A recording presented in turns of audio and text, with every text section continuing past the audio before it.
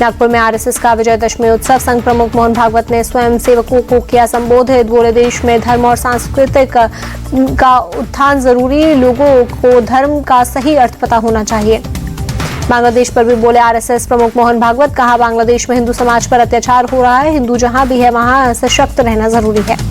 RSS प्रमुख मोहन भागवत बोले, बांग्लादेश के निर्माण में भारत ने अहम भूमिका निभाई, बांग्लादेश में भारत के खिलाफ साजिश। भागवत बोले, संस्कृति और धर्म संरक्षण में संघ की अहम भूमिका, हमें अपने देश को और आगे बढ़ाना होगा। भागवत बोले, आज भारत हर क्षेत्र में तेजी से आगे बढ़ रहा है, भारत के दृष्टिकोण को दुनिया ने स्वीकारा, वसुदैव कुटुंबकम को दुनिया मान रही है। इजराइल हमास युद्ध पर भी बोले भागवत, कहा इजराइल हमास युद्ध से दुनिया चिंतित, स्वार्थ और अहंकार की वजह से कई जगहों पर संघर्ष। संघ प्रमुख मोहन भागवत ने नागपुर में विजयदशमी के अवसर पर शस्त्र पूजा की। पूर्व इसरो प्रमुख के राधाकृष्णन भी कार्यक्रम में मौजूद रहे। महाराष्ट्र के नागपुर में आरएसएस ने विजयदशमी के अवसर पर निकाला पथ संचलन मार्च। आरएसएस प्रमुख मोहन भागवत भी मार्च में रहे मौजूद। तमिलनाडु ट्रेन हादसे पर कांग्रेस का ट्वीट लिखा, देश में रोज कहीं न कहीं रेल हादसे हो रहे हैं और जिम्मेदारी के नाम पर कुछ नहीं, रेल मंत्री से छोटी घटना बताकर यात्रियों को अपने हाल पर छोड़ चुके हैं। जम्मू कश्मीर में मंगलवार या बुधवार तक हो सकता है शपथ ग्रहण। उमर अब्दुल्ला ने एलजी मनोज सिन्हा से मुलाकात कर पेश किया सरकार बनाने का दावा। उमर अब्दुल्ला ने एलजी मनोज सिन्हा को सौंपा कांग्रेस, सीपीएम, आप और निर्दलीय विधायकों का समर्थन पत्र, कहा जल्द से जल्द शपथ ग्रहण की तारीख तय करने की अपील की है। हरियाणा में बीजेपी की जीत के बाद सरकार बनाने की कवायद तेज। नायब सिंह सैनी ने दिल्ली में केंद्रीय मंत्री मनोहर लाल खट्टर से उनके आवास पर की मुलाकात। शपथ ग्रहण पर सीएम नायब सिंह सैनी का बयान, पहले 25,000 युवाओं को ज्वाइनिंग लेटर दूंगा, उसके बाद ही लूंगा शपथ। सीएम नायब सिंह सैनी ने कहा, आचार संहिता लागू होने और विपक्ष के कोर्ट में जाने की वजह से जारी नहीं कर पाए थे नतीजे। पंचकुला में हरियाणा सरकार के शपथ समारोह की तैयारियां जारी। बीजेपी नेता संजय भाटिया बोले, पीएम मोदी होंगे शामिल। बीजेपी नेता शहजाद पूनावाला ने कांग्रेस पर साधा निशाना, कांग्रेस सच का सामना नहीं करना चाहती, जहां वे चुनाव जीतते हैं वहां ईवीएम ठीक है, जहां हारते हैं वहां ईवीएम खराब। दिल्ली में सीएम आवास पर खत्म हुआ विवाद, केजरीवाल के बंगले में ही रहेंगी सीएम आतिशी। पीडब्ल्यूडी ने 6 फ्लैग स्टाफ रोड का बंगला मुख्यमंत्री के नाम पर किया अलॉट।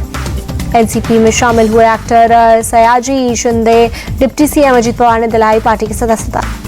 अजित पवार ने नाराजगी की खबरों को किया खारिज, कहा जो लोग मुझे प्यार करते हैं वो ऐसी खबरें फैलाते हैं। कांग्रेस नेता विजय वडेट्टीवार की एमबीए नेताओं से अपील, हरियाणा हार से लेनी चाहिए सीख, किसी को भी सीएम पद की बात नहीं करनी चाहिए। महाराष्ट्र बीजेपी चीफ चंद्रशेखर बावनकुले बोले, उद्धव ठाकरे शरद पवार में होड़ लगी है, कौन सीएम बनेगा। मुंबई में राष्ट्रीय उलेमा काउंसिल के अध्यक्ष मौलाना रशीदी ने बीजेपी सरकार पर साधा निशाना, कहा बीजेपी के राज में मुसलमानों का मकान और मस्जिद सब खतरे में है। मौलाना रशीदी ने महाविकास अघाड़ी पर भी किया हमला, कहा महाराष्ट्र में 14% मुसलमान है, अगर एमबीए मुसलमानों को 38 सीट नहीं देती तो उन्हें वोट मत दीजिए। चुनाव से पहले महाराष्ट्र सरकार का बड़ा दाव, मदरसा शिक्षकों की सैलरी बढ़ाई। मदरसा शिक्षकों की सैलरी 10,000 रुपए बढ़ी, बीएड टीचर्स को अब 8 की बजाय 18,000 मिलेंगे। महाराष्ट्र सरकार के फैसले पर बोले एआईएमआईएम नेता वारिस पठान, एक तरफ सहूलियत देते हैं, दूसरी तरफ अपमान करते हैं। मदरसा टीचर्स का वेतन बढ़ाने पर बोले रामदास अठावले, फैसले से साफ महाराष्ट्र सरकार मुस्लिम विरोधी नहीं। शिवसेना यूबीटी नेता आदित्य ठाकरे का सीएम शिंदे पर अटैक, कहा बीजेपी के इशारे पर धर्म और जाति की सियासत कर रही है।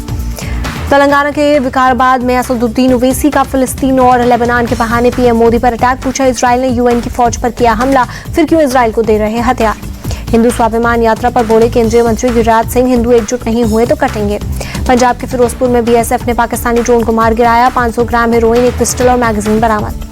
हरियाणा में पराली जलाने की बढ़ रही हैं घटनाएं, कृषि विभाग के मुताबिक पिछले 25 दिनों में पराली जलाने की 225 घटनाएं आई सामने। हरियाणा कृषि विभाग की टीम पराली जलाने की घटनाओं को रोकने में लगी, आगजनी करने वाले किसानों पर लगातार की जा रही है कार्रवाई। कुरुक्षेत्र की पिपली अनाज मंडी पहुंचे सीएम नायब सैनी, धान खरीद कर लिया जायजा, धान की जांच भी करवाई। हमारी पूरी कोशिश किसानों को कोई दिक्कत ना हो, अनाज मंडी का दौरा करने के बाद बोले सीएम नायब सैनी। सिद्धारमैया सरकार ने वापस लिया हुबली दंगे का केस, 2022 में हुबली के पुराने पुलिस स्टेशन पर भीड़ ने किया था हमला। केस वापस लेने पर भड़की बीजेपी, अमित मालवीय बोले कांग्रेस मुस्लिम तुष्टीकरण की राजनीति कर रही है। पश्चिम बंगाल के दार्जिलिंग दौरे पर रक्षा मंत्री राजनाथ सिंह, विजयदशमी के मौके पर सुखना कैंट में शस्त्र पूजा की। राजनाथ सिंह ने सुखना कैंट में जवानों के साथ दशहरा मनाया, जवानों को तिलक लगाकर विजयदशमी की दी शुभकामनाएं। पूरे देश में आज मनाई जा रही है विजयादशमी। राष्ट्रपति द्रौपदी मुर्मू, प्रधानमंत्री नरेंद्र मोदी आज श्री धार्मिक रामलीला कमेटी में होंगे शामिल। प्रधानमंत्री मोदी ने ट्वीट कर देशवासियों को दी बधाई। कहा, देशवासियों को विजयदशमी की बधाई। सभी को जीवन के हर क्षेत्र में विजय हासिल हो, यही कामना है। विजयदशमी के अवसर पर सीएम योगी ने गोरखनाथ मंदिर में की पूजा अर्चना। श्रीनाथ जी कर लिया आशीर्वाद। विजयदशमी के अवसर पर गुवाहाटी के मां कामाख्या मंदिर में उमड़ी श्रद्धालुओं की भीड़। दर्शन कर मां कामाख्या का लिया आशीर्वाद। विजयदशमी के मौके पर कटरा में माता वैष्णो देवी मंदिर में उमड़ी भक्तों की भीड़। आखिरी नवरात्रि के अवसर पर की पूजा अर्चना। अयोध्या के देवकाली मंदिर में उमड़ा भक्तों का सैलाब। विजयदशमी के अवसर पर श्रद्धालुओं ने किए दर्शन। दिल्ली में आयोजित एक रामलीला में पहुंचे केंद्रीय मंत्री पीयूष गोयल। कलाकारों से की मुलाकात। हिमाचल प्रदेश के कुल्लू में अंतर्राष्ट्रीय कुल्लू दशहरा उत्सव की तैयारियां। लगभग पूरी मैदान में की गई शानदार सजावट। 13 से 19 अक्टूबर तक मनाया जाएगा कुल्लू दशहरा उत्सव। उत्सव समिति के अध्यक्ष ने तैयारियों की समीक्षा की। गुजरात के सूरत में दशहरा उत्सव के लिए तैयारियां पूरी। 65 फीट का बनाया गया रावण का पुतला। आगरा में विजयदशमी पर रावण दहन की तैयारियां पूरी। जोर शोर से चल रहा है काम। गुजरात के अहमदाबाद में भद्रकाली मंदिर में लगा भक्तों का तांता। नवरात्रि के आखिरी दिन श्रद्धालुओं ने की पूजा अर्चना। दिल्ली के छतरपुर मंदिर में भक्तों ने की पूजा अर्चना। नवरात्रि के आखिरी दिन मंदिर में उमड़ी श्रद्धालुओं की भीड़। इम्फाल में संधि पूजा के लिए मंदिर में उमड़ा भक्तों का सैलाब। विधि विधान से की पूजा। भारत बांग्लादेश के बीच तीसरा T20 मैच आज हैदराबाद के राजीव गांधी स्टेडियम में खेला जाएगा। मैच मुकाबले से पहले टीम इंडिया ने स्टेडियम में किया अभ्यास। राजीव गांधी स्टेडियम में अब तक कोई T20 मैच नहीं हारी है टीम इंडिया। साल 2022 में अमेरिका को 6 विकेट से दी थी शिकस्त। हैदराबाद में टीम इंडिया की नजर क्लीन स्वीप पर। भारतीय क्रिकेट कंट्रोल बोर्ड ने क्रिकेट के नए नियमों में बड़े बदलाव किए। गेंद पर थूक लगाने पर एक्शन लेगा BCCI। रिटायर्ड हर्ट होने वाले खिलाड़ी को दोबारा खेलने का मौका नहीं मिलेगा। BCCI ने रन रोकने के नियम में भी किया बदलाव। BCCI के सभी घरेलू मैचों के लिए लागू होंगे नियम। सभी मल्टी डे मैच और लिमिटेड ओवर्स के मैचों में अब नए नियम। न्यूजीलैंड के कप्तान टॉम लाथम का भारत दौरे से पहले बड़ा बयान। कहा, भारत में आकर भारतीय टीम को हराना आसान नहीं। हम भारत में निडर होकर खेलेंगे क्रिकेट। भारतीय टीम को टॉम लाथम का चैलेंज। कहा, टीम इंडिया को देंगे चुनौती। भारत के खिलाफ जीत की दावेदारी पेश करेंगे। 16 अक्टूबर से शुरू हो रही है टेस्ट सीरीज। इंग्लैंड ने पहले टेस्ट मैच में पाकिस्तान को पारी और 47 रन के अंतर से हराया। दूसरी पारी में जैक लीच ने झटके 4 विकेट। पाकिस्तान की दूसरी पारी 220 रनों पर सिमटी।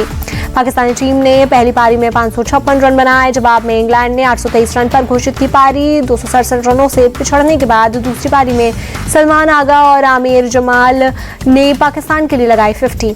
मुल्तान टेस्ट में तेहरा शतक लगाने वाले इंग्लैंड के हैरी ब्रूक को मिला मैन ऑफ द मैच का खिताब। 322 गेंद में बनाए थे धमाकेदार 317 रन। टेस्ट क्रिकेट में पाकिस्तान की सबसे बड़ी हार। पहली पारी में 500 से ज्यादा रन बनाने के बाद पारी और रनों के अंतर से मिली शिकस्त। इंग्लैंड से मिली हार के बाद फूटा पाकिस्तानी कप्तान शान मसूद का गुस्सा। गेंदबाजों पर फोड़ा हार का ठीकरा। कहा, मैच में गेंदबाजों को 20 विकेट लेने होंगे। आगे बढ़ने के लिए हमारे सामने सबसे बड़ी चुनौती। 3 मैचों की टेस्ट सीरीज में पाकिस्तान 1-0 से पीछे। 15 अक्टूबर से सीरीज का दूसरा टेस्ट। पहली जीत के बाद इंग्लैंड के कप्तान ऑली पॉप ने दूसरे मुकाबले में भी जीत की हुंकार भरी।